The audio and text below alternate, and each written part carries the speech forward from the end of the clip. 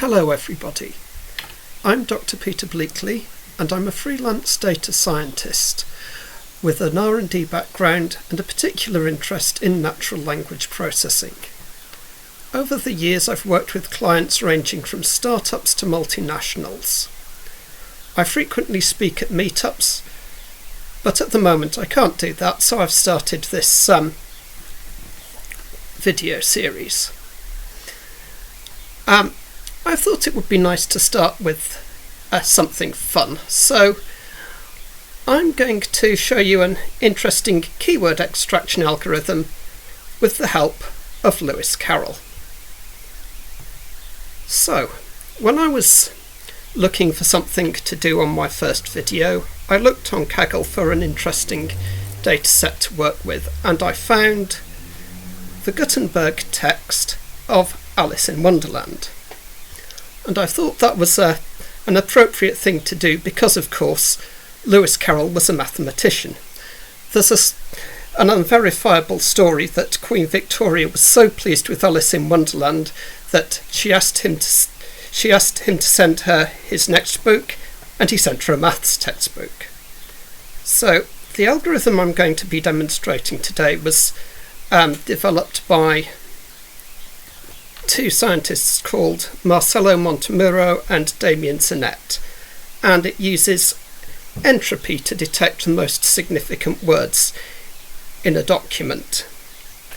So the way it does that is it breaks the document down into chunks of about 1,000 words, calculates the frequency distributions of the words across those chunks, compares the entropy of those distributions with what you would expect from randomly distributed words, and then scales them by the word frequencies. So, let's see what, according to that method, the most significant words in Alice in Wonderland are. And we can see, I'll just zoom in on this a bit so that we can see it a bit clearer. We can see that it's coming up with a lot of character names: the mock turtle, the griffin, the hatter, the king, the queen, the caterpillar, the dormouse, the duchess. So that's much what you might expect. Now, because it's finding words that are related to the structure of the document, the one character name you won't see in here is Alice, because she's there throughout the whole story, so her name doesn't contribute significantly to the structure of the document. Now we can see a few function words in the top 20 most significant words here, and that's because we are scaling by word frequency, and of course function words are common. The reason that the algorithm does this is that it's trying to work out how much information each word contributes to the total entropy of the document. Now, you might instead want to calculate the significance of a given instance of a particular word. So when I wrote the GenSim implementation of this algorithm, I included an option to take out that frequency weighting.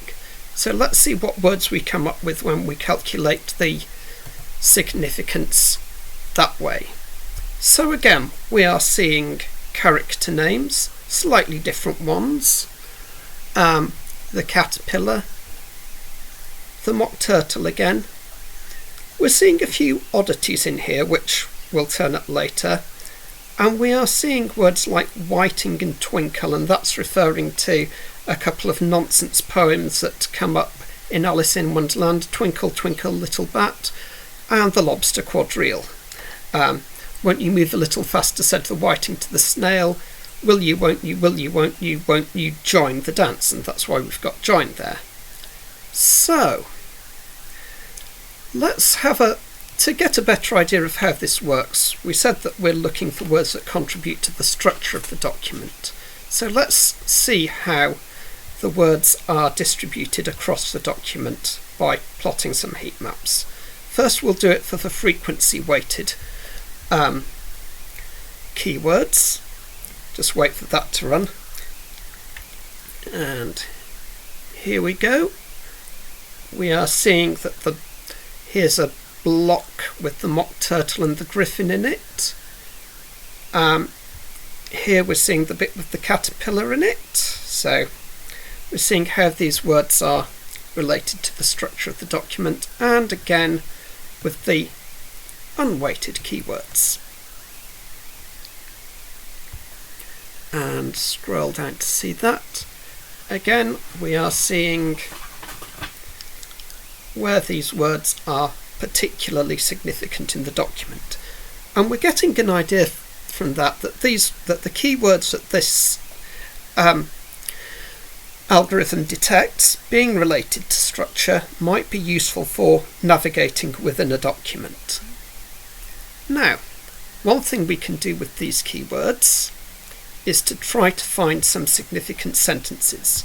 So what we'll do is, starting with the unweighted keywords, add up the entropy scores for each word in a sentence and see what sentences score highest. So we are seeing some quite interesting sentences in here. Here we're seeing the croquet match with hedgehogs as balls. You remember that hedgehog was a significant word. And we are seeing, twinkle twinkle little bat again. So we're seeing things that give a bit of a flavour of Alice in Wonderland. And here you see soup of the evening, beautiful, beautiful soup, which that's where some of the oddities in the keyword list came from. So what if we use a frequency weighted entropies to score the sentences? We're again seeing fairly similar sentences.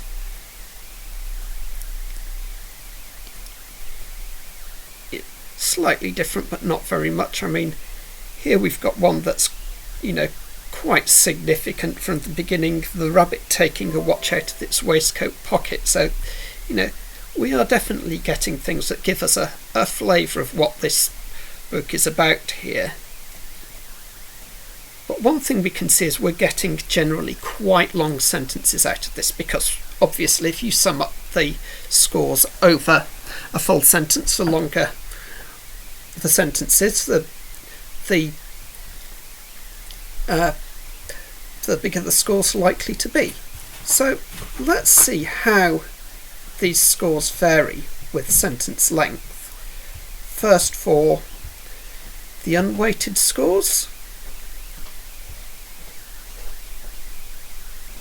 and then for the weighted scores. And in each case we're seeing a lower limit that scales approximately linearly with the length of the sentence. So what if we normalise and say, what if we use the average entropy per word to score sentences? What do we get? So for the unweighted sentences we get these, and for the weighted scores we get these. And this isn't very good. It's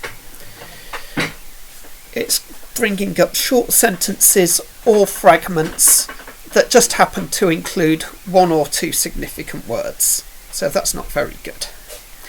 But what we could do instead, if we look, it seems that the upper limit of the score might be, say, approximately square root of length. And that, of course, if we normalise by the square root of the length, that will mean that we take out some of the effective length, but not too much. So let's see what happens when we do that. And we are seeing a mixture of different lengths of sentences, and again I feel that they are giving us a good flavour of the text. So hopefully this has given you some idea of what this algorithm can do and what you could use it for. Now, before I finish, I'd like to tell you about something that I'm planning to start in the near future. I'm planning to run a webinar series called Ask a Data Scientist, where you'll be able to send me questions. I'll answer them online with live coding demonstrations. Paying participants will be able to take part in the live event, and of course the recording will be on this channel afterwards. So if you've enjoyed this, please subscribe and to this channel and share the video. You can contact me via this email address here or via the comments section, and of course there will be links in the underneath the video that you can follow for more information. And please come back next week for the next episode, which will be entitled The Grammar of Truth and Lies.